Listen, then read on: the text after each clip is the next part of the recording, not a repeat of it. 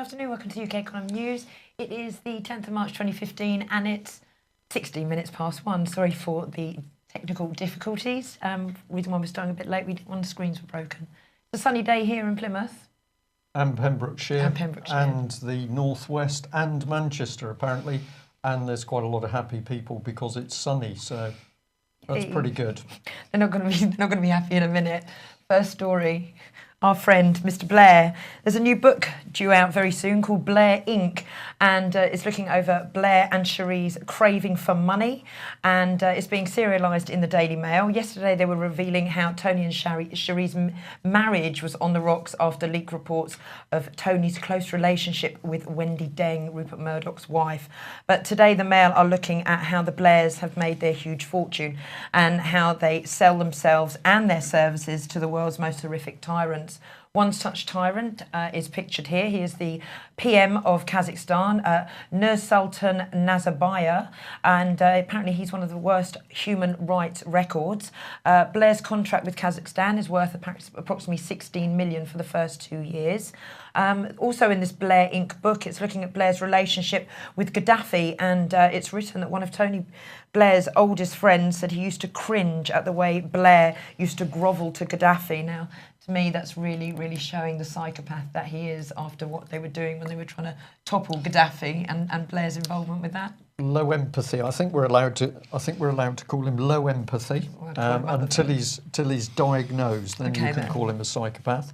So we're going to call him low empathy, but very interesting to see where the dirty money is coming, which of course Tony Blair is now pushing into the campaign for Marxist Miliband Brothers' New Labour. So dirty money brought back into the country, used to fund the election pot for New Labour. And as we're going to be seeing later in the news programme, we've got senior military officers still cannot understand what is wrong with the country.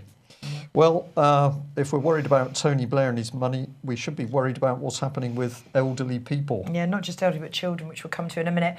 More and more of Britain's elderly are being put behind bars when care staff are unable to cope with them. One case revealed that a 90-year-old dementia sufferer was sent to custody after arguing with his carers. Another case was that of a 75-year-old with a string of health problems was detained even after doctors warned of his health problems. But yet again, it was over another argument within a care home. This article is suggesting that police are being called out to pensioners when social services are not there available to help within the care homes. So the best option is lock them up. We've got apparently council officers now visiting homes and elderly people to see whether they've been deprived of their liberty. So this is another layer now of social services getting in amongst families. They're all there to help, of course, but we know that many elderly people have simply disappeared into that very care system, and then the state has actually stripped their property and assets. It goes from bad to worse, actually. Children are also being taken into custody over such things as arguing with siblings over TV remote controls. What they're finding is that parents are too nervous now to discipline their children. Arguments are getting out of hand, police are being called, and it's ending up with children being put behind bars over arguments over remote controls. One such case saw a child in custody for 10 hours after arguing with his father and breaking their own garden fence. But guess what? They've decided new strategies and staff departments should be introduced to manage bad behaviour. So another department for social services. Another department integrated with the police. Remember the MAPA, the multi-agency public protection arrangement. So we've got this partnership of state agencies all saying they're there to help. It's past your bedtime, get to bed squad, maybe. You don't go to bed on time, they're going to be round and put you behind bars. They're going in at a pretty low level, that's true. And whether we can trust Ofsted or not, many people would say not. No. 5,000 children's homes and provisions run by 43 councils were inspected by Ofsted last year, and the results show that money is really needed so that children don't get left in homes that can't provide services that are required. The areas that Ofsted were looking at were, they cover children's home, independent fostering agencies, voluntary adoption and support agencies, residential family centres, holiday schemes for disabled children, and inspectors carried out over 3 or 3.5 year cycles.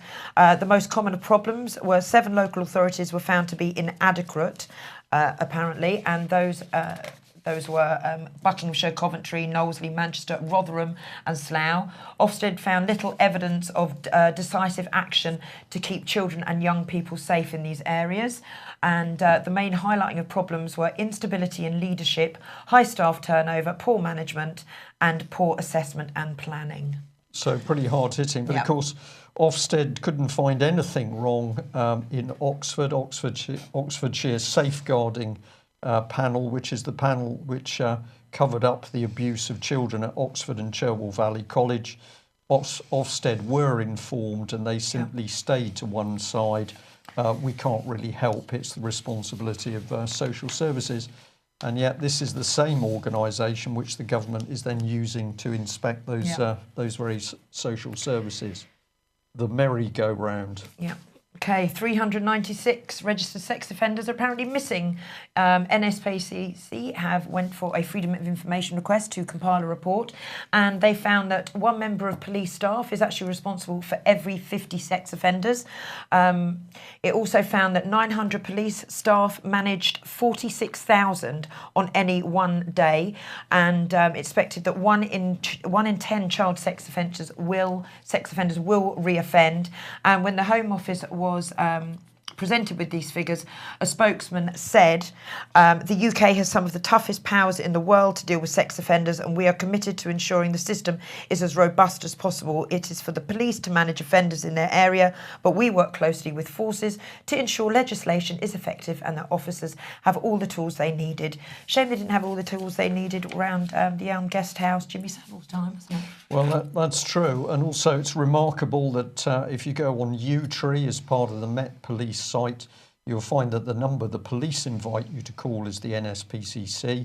When we quietly asked the police how they justified this, is NSPCC supposed to have the same confidentiality, the same reliability, the same trustworthiness as the police? They didn't really want to answer that. So at the moment, if you're speaking to the police, is your information confidential or is it shared with NSPCC? And what real in-depth background checks have been carried out on NSPCC? Yeah. We simply don't know.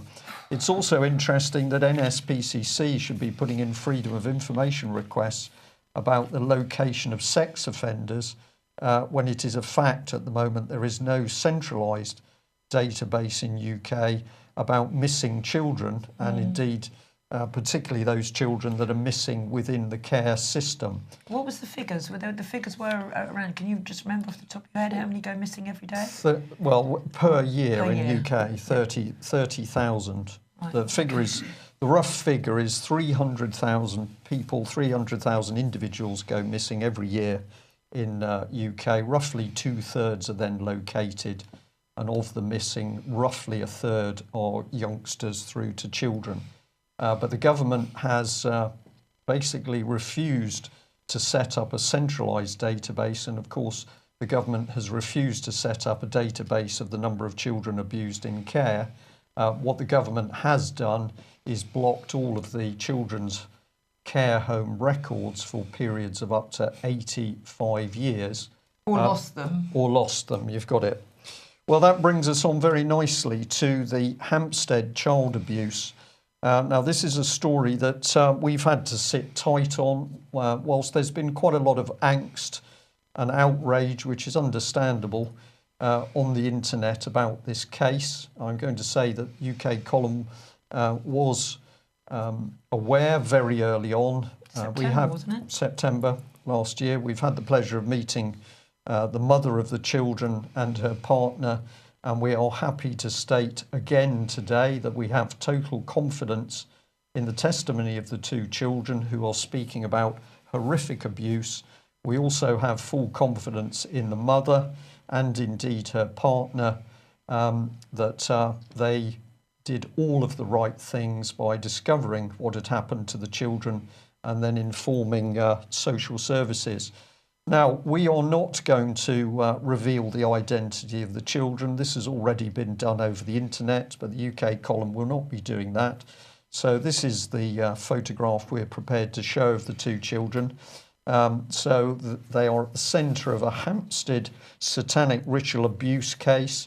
They are discussing, or the children have exposed a number of abusers, people within the establishment, within churches, within schools, within social services, within the police.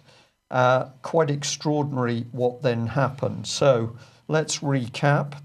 The local social services, Barnet, took the children away from the mother, who had taken all the right action. Children taken away within 24 hours, and of course they've still not been returned to the mother and her partner. The Met operates a satanic abuse unit and has done for some time. All of the information coming into the UK column indicates that the Met Satanic Abuse Unit took no action. Met Police, who tried to help in the case, tried to help around the family, were threatened by other police. The Met Police at one stage tried to break into the home of the mother, but were stopped because, unknown to the police, the mother's barrister was present. The police have bizarrely leaked their interview with the children, in which these youngsters are shown going through a very, very strange interview. Many people have called it a brutal interview process with the police, and the Met Police are now claiming that an 8 and a 9-year-old have retracted their statements. Physical examination of the children has already proved that they have been physically abused. The Russian grandparents have been sidelined from caring for the children. The family courts, of course, are remaining utterly secret. And as we might expect, there's been a complete press and media blackout. So the mainstream media totally silent. Now, the school that the events have occurred around is this one, which is Christchurch Primary School. And strangely, or perhaps not, the school website has now been down for several weeks. And if you want to get into their website now, you have to go through some sort of security firewall. So, Louise, I know that you've had a look at the area and you found that at least some of the information that came out of the children rang true. I had nightmares over this after seeing some of this back last year, but I decided I was going to go up to Hampstead and just check out the locations that the children were saying and whereabouts they were. And Sam the blogger accompanied me, and amazingly the school is on a lower level with a very short passageway, between the school and the church. The other side of the church, there is a children's day nursery from 0 to 4 years old. Various little doors. We then continued walking down some steps where, exactly as the children said, there were other schools. We went along to the train station where there was a shoe shop, exactly where the children described. A children's party shop was also newly boarded up. Right. So every one of those locations the children mentioned was word for word as they said as we walked around, and it sent shivers down the spines, all of us. So for those people who've actually seen the video testimony of the youngsters, it is very, very detailed, very accurate. The children describe sexual practices they could not possibly know about at their age. They describe people's bodies in intimate detail. How would they know this? We are yet to discover whether there is any form of proper investigation going on by the police. That's what needs to be done, isn't it? The people that they're mentioning just brought in and examined, and then it can be put to bed, but it doesn't look like it's happening. So the importance of this case is the children were naming so many people connected with their own abuse, the abuse of other children, and linked into the very services supposedly protecting them. Well, of course, the state in Scotland has got the means of protecting children. The state is going to take priority for looking after your children. And people are beginning to pick up on this. So sorry, you okay now? Fine. I know yes. You're suffering a bit today, Louise. Right, so here we are with the report from the Telegraph where one of their journalists is saying, despite the shrieks from the cybernets, many people are looking at the SNP and how it's progressing and saying that what we've got developing is a fascist Scotland. And of course, it is this fascist push which is now showing its hand in coming in to take control of politics south of the border. So if you think we're being a bit direct by talking about a fascist state in Scotland, it's not our words, it's out of the Telegraph, and I think they're picking up on something. And then here we've got a report in The Guardian that Latvia is now complaining to the UK Parliament over forced adoptions. They've sent a letter to the Speaker about a 6-year-old girl who's been taken away from her parents in London. So not just British parents that are now pointing a finger at the state and asking what's going on. We've got other nations doing the same thing. Yeah, exactly. So how are we going to deal with it? Well, excuse me, you've got me going now. We're going to deal with it by bringing people together. And what better advert than that for Response? And we're going to be joined in a few seconds' time by John, who's going to talk to us about Response, what Response has been up to and what it's been achieving in the country. Okay. Hello, John. Hi, Louise. How are you doing? I'm doing fine. Good. You had a great success up at the conference, you and AD. Yes. Yeah. It's the conference was quite exciting. Not that it wasn't exciting last time, but I think a lot of people are waking up, and the conversation seemed to flow very well, you know, and it seemed to be very natural rather than auditioned, if you like, you know, and people spoke their minds, and yeah, it's all good. A lot of people came to Response, and I just want to remind everyone, Response were there supporting Guy Taylor at Bodnam. They were there at Tom Crawford's eviction. And yeah, do you want to just basically tell the audience who don't know who you are? I mean, a lot of people do because we've talked about you quite a lot. If just basically what you guys at Response do. We basically, people come to us who are struggling with what we call the banksters, the banks who are acting as gangsters, really, a cartel. And they're stealing property, you know, en masse. This isn't a few thousand. We're talking tens of thousands of properties every single year, and it's a cancer in our country, I'm afraid to say. The banks are working with the courts and the bailiffs, and we saw that with the Tom Crawford situation recently, and obviously with Guy and Linda Taylor's properties. So Response had to respond.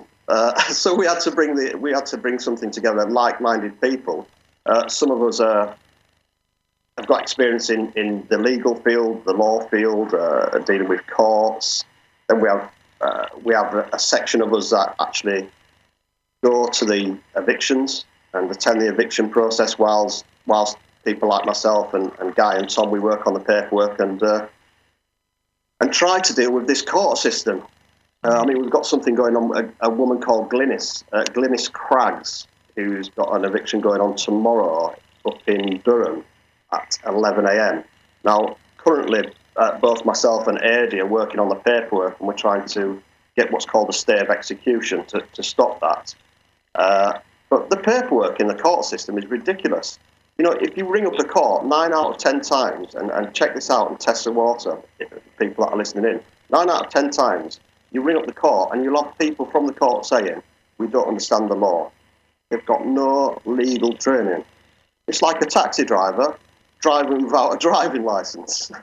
I mean, it's utter bonkers.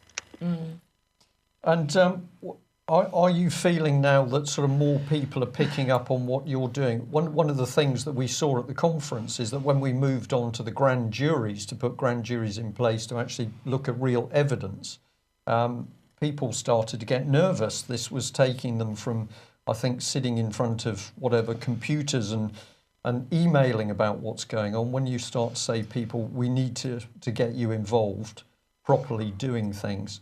How do you find people react when you ask them to get involved with Response? We've spoke about this in the past, Brian. It's fear.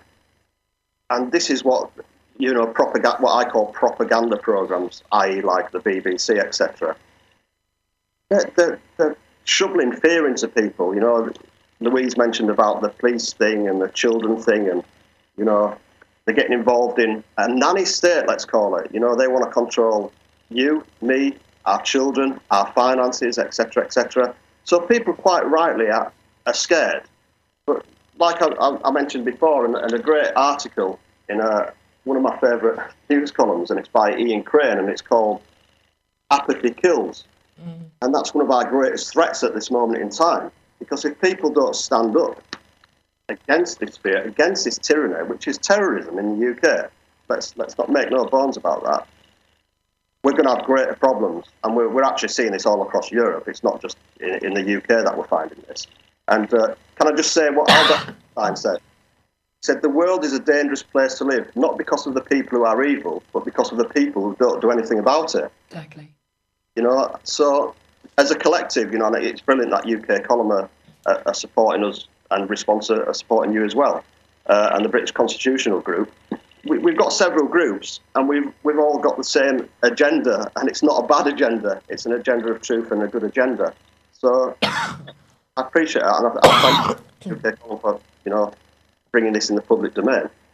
Well, we're obviously doing our best every step of the way. So if people want to get involved to help you, what do they need to do? Get in contact via the website.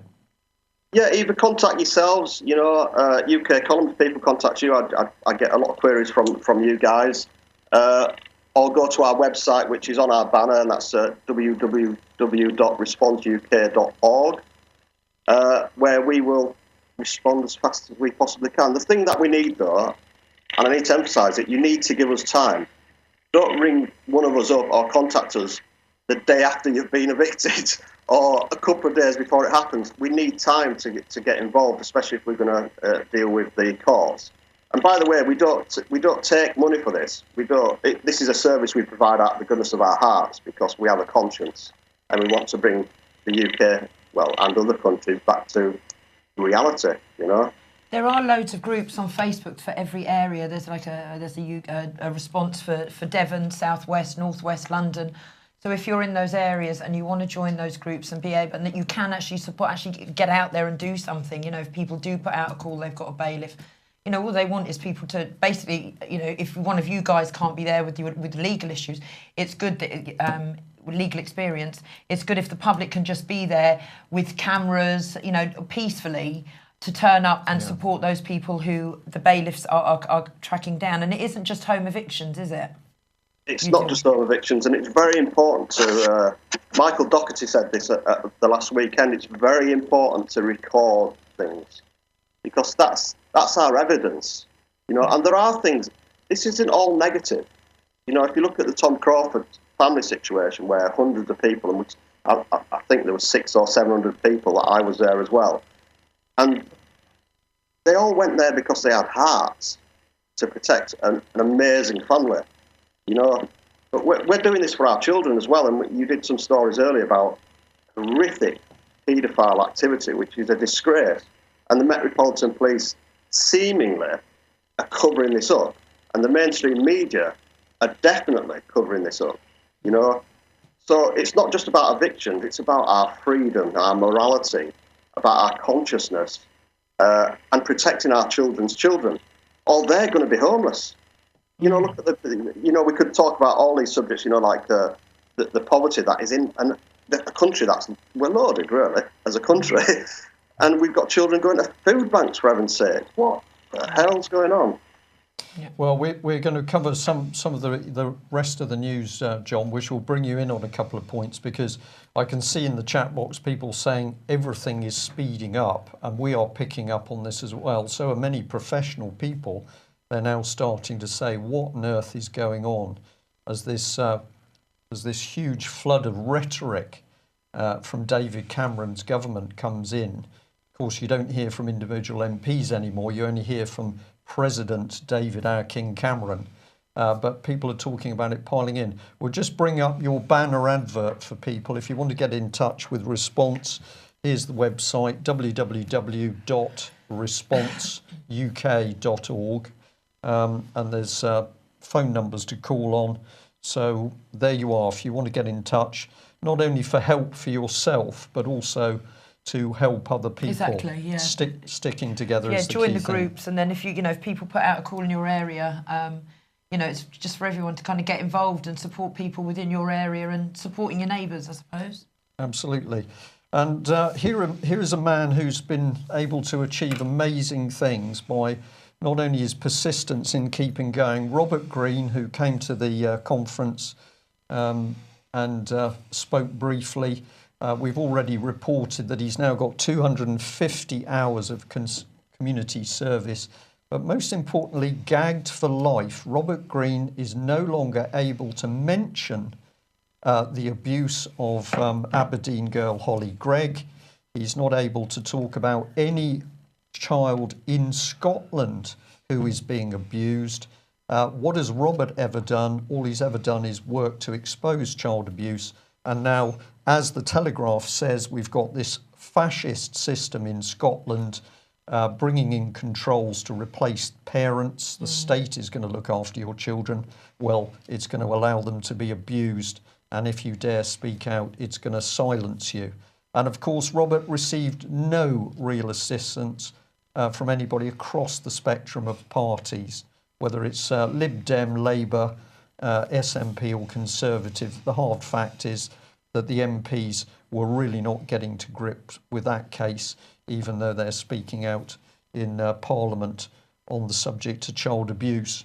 And Melanie Shaw, we can tell you, remains in a cell in Peterborough Prison. She was declined representation by the previous law firm that had let her down. That's VHS Fletchers of Nottingham. For some strange reason, the judge in the case pushing this firm at Melanie.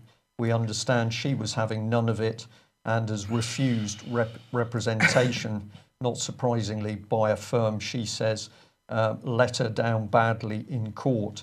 So we're waiting for further information, but as yet another child abuse victim and whistleblower. We've had no written communication from her and no telephone calls. Well, can we go to the BBC for the truth? We don't think so. Have a look at Breitbart here with a tremendous article. The BBC's climate change coverage is not just dishonest but illegal. And they are really going for it. They're pointing out that a programme by the BBC, Climate Change by Numbers, said that it was going to be fresh, unbiased, but what did it actually produce? More of the BBC's propaganda that we should all be very frightened because we're going to suffer climate change. I don't know whether the BBC programme mentioned the Telegraph squirrels and beavers, but sheer propaganda and nonsense from the BBC. And we have covered this before, but we're going to remind people of this little lady. This little lady, well, Margaret Hodge, who is head of the Public Account Committee, has called for the new head of the BBC Trust, Rona Fairhead, to quit after revelations and scandals surrounding HSBC, who Miss Fairhead is a director of. Miss Fairhead was grilled over her role in helping wealthy HSBC clients hide billions from the taxman. Fairhead has repeatedly claimed that she was unaware of any wrongdoings at HSBC. This then should really raise concerns over a £110,000 role as BBC Trust chairman for just 3 days' work, may I hasten to add. She also, last year, she received £513,000 in fees and benefits for her work for HSBC, including a £334,000 paycheck as her salary as non-executive chairman of HSBC North American Holdings. And she also holds a non-executive directorship with Pepsi, but she knew absolutely nothing about the scandal surrounding HSBC. Well, we're just going to bring this up on screen. If you really want to know what the BBC is about, we've now put up the audio with the telephone conversation I had with a BBC reporter where the lady backs out of meeting the victims of abuse. What day of the week was that last? Was it last week? No, but you can go on to Okay, I'll go and go onto the website, go and have a look at the latest comment, and if you call up the short article, you can also click on the audio player and hear for yourself what the BBC says when they were invited to come and meet victims and look at the evidence of abuse. BBC is very big at bigging up the government, and so we can expect the BBC to be ramping up the propaganda against Russia. And here is part of their major article featuring Mr. Hammond. He says that terror apologists must share the blame. He's praised the brilliance of Britain's intelligence officers. He said that ministers must act decisively in debates about powers given to the security services so they can get on with keeping the UK safe. So don't worry about these people. Give them more powers. They're brilliant. And the MPs are going to do their bit by approving new travel restrictions for people the government believes, no evidence, the government believes pose a terrorism-related threat. And they're going to prevent certain individuals from travelling to or from the UK, all on suspicion, not evidence-based. So we just like to ask Mr. Hammond, how did our brilliant security services not know that a dangerous paedophile called Jimmy Savile was mixing with the British royalty, the establishment, members of Parliament? How did they not know that, Mr. Hammond? And how did they not know that the chairman of the Intelligence and Defence Select Committee, Mr. Rifkin, was doing a few dirty little deals on the side? Of course, he had to step down, but according to Mr. Hammond, this is just the sort of man that we should be trusting to look after our safety and security in the UK. And it was the UK column that highlighted the web around Mr. Rifkin with his relationship with the Organisation for Security and Cooperation in Europe, which a couple of years ago produced a very thick dossier called Common Purpose. And we're asking the direct question, who is Mr. Rifkin and what has the security services done, have the security services done to check out his relationship with these very questionable, we would suggest, overseas businessmen and political women. So there we are. The man running Britain's intelligence and security system linked into Common Purpose through OSCE. But the BBC has got better over this because here's more of the article. They've asked the question, who is Mohammed Emwazi? They're talking about Jihadi John here. And remarkably, in the article, the BBC is backing the propaganda charity Cage. So this is part of their article. It quotes Cage, an advocacy group for those impacted by the war on terror. And Cage is claiming that MI5 played a role in the radicalisation of Emwazi. Well, the interesting thing about Cage, here it is if you get on the website, it's not very clear who exactly they are. But it took the Daily Mail to start to put pieces together. So who was supporting Cage? Well, the first organisation putting money in was the Joseph Rowntree Charitable Trust, the same organisation that just happened to be funding the Media Standards Trust and helping to create the hacked-off attack against free press and media in UK. Another of the secretive charitable organisation, Esme Fairburn, also pumping large amounts of money into Cage. And the common factor going on here, which we should be able to bring on, we just show those links through to Hacked Off and through to Cage, and money coming in from Esme Fairburn. But the missing person is this man, Sir David Bell, of course, one of the grandees of Common Purpose, that expression coming up again. So who are these charitable trusts and how are they involved in the deep, dark secrets of not only political manoeuvring, but overseas terror organisations? We'll leave you to think about that, and we'll leave you to think about why Sir David Bell and his team would want to take control of free press and media in UK. So back to Mr. Hammond, here he is, looking pretty sharp. He's now claiming that Russia has got the potential to pose the single greatest threat to our security. So Mr. Hammond ramping up the rhetoric against Russia, accusing Putin of subverting the system of rules which keeps the peace between nations. And we're going to ask Mr. Hammond, if there's such a threat from Russia, then why have you and the David Cameron government cut Britain's armed forces to the bone? We'll pause there just for a couple of seconds. It's in your face. In fact, we'll say, John, we've thrown a lot in there, but any comments from you on the state of the military at the moment? It's a shameful situation. You know, I know Portsmouth Docks and the naval guys quite well, and I've had quite a bit of experience with the military. So to see it disarmed like this is not nice. But the real story behind the headlines is they're trying to create fear again so that they can get Europe involved and create this massive European army, which I think the UK Colin reported on last week. And to say, look, we're in danger. You know, we've got terrorists are obviously running around the streets called ISIS, because we see them every day, don't we?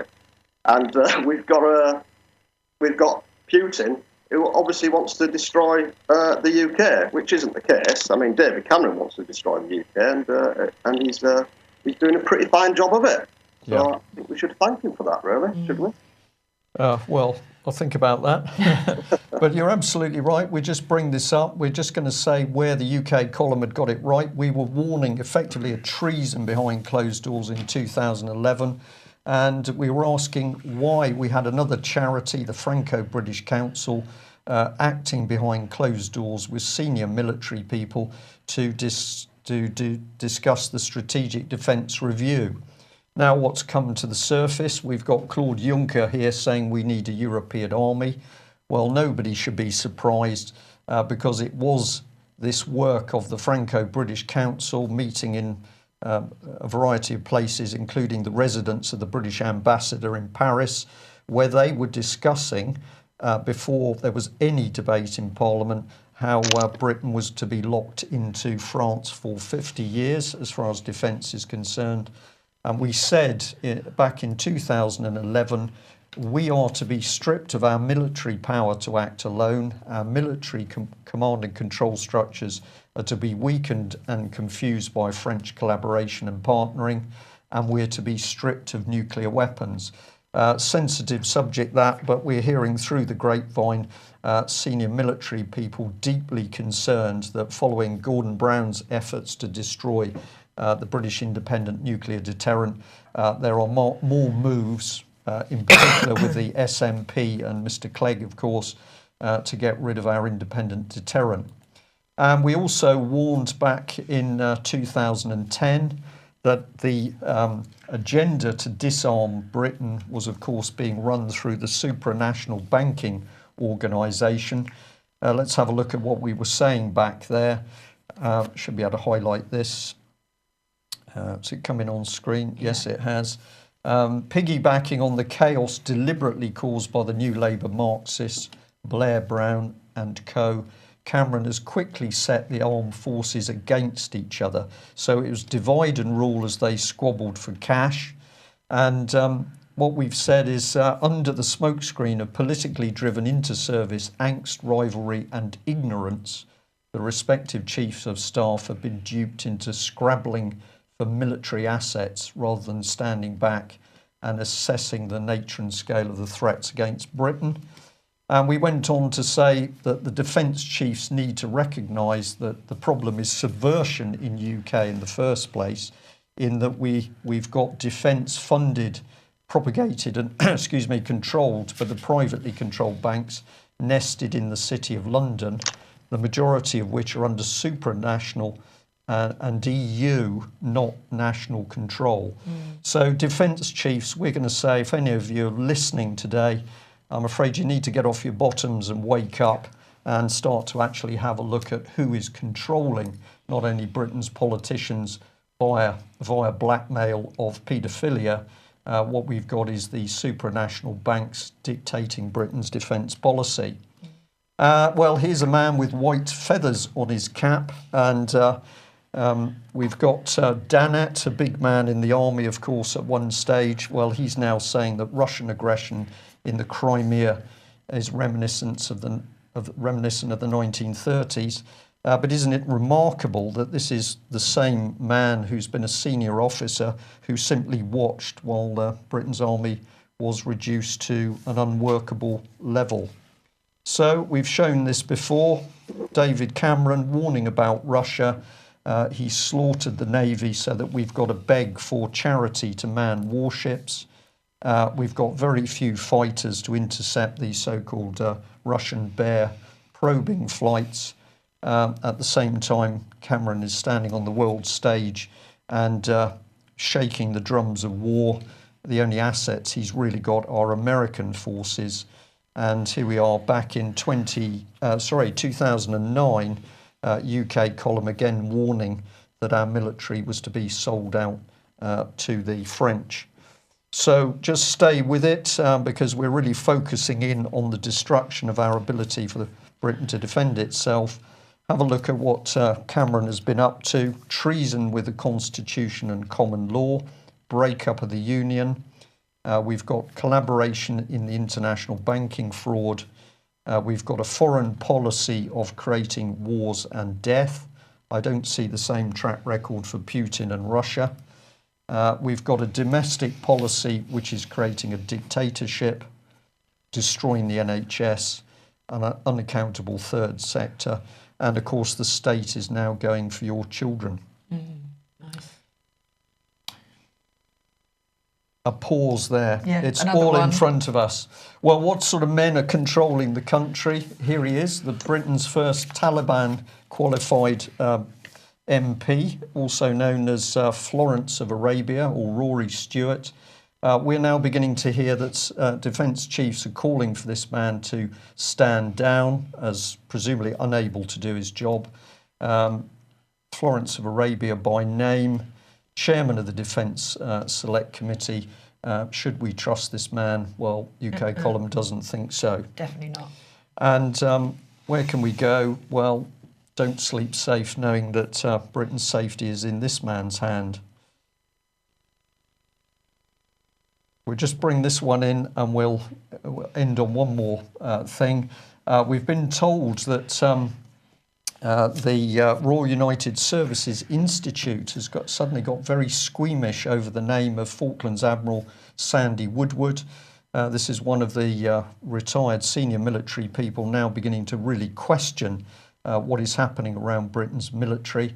And Rusi is apparently so wary of him, they're allegedly put the phone down on somebody that called. I don't know who Rusi are. Sorry, well, I'm not up with my military talk. Well, who are they? A very good question, Louise. Royal United Service Institute. Okay. This is one of these mysterious organisations which seems to have a big say in our defence policy. If you visit the site and ask who these people are and what authority they've got, the answer is no authority whatsoever. Terrific. What's the solution? Well, British Constitution Group is warning about treason. We are constantly saying we should be protecting our constitution and common law, which of course is what John and Response Unit are helping to do. If you haven't seen the latest video from the British Constitution Group conference, what's up now? It's up now. John Witterick talking about the nature of the cage, all about the control of the financial system. That's it, we're done. We're going to have John Shackleton back on very soon for some more interviews and more involvement with us at the UK column. And in the meantime, if people can please get behind the response groups on Facebook and show your support in that area for your fellow neighbours, because you never know, might one day be yourselves. Indeed. Need some help. We need to look after ourselves. And of course, it was Solzhenitsyn who said when he was in the Gulag prison camps how people ached at the thought they could have done more when they were free and still living at home with their families. So we'll leave you with that thought. Please join us same time tomorrow. Cheers, bye. Bye-bye. I've got to get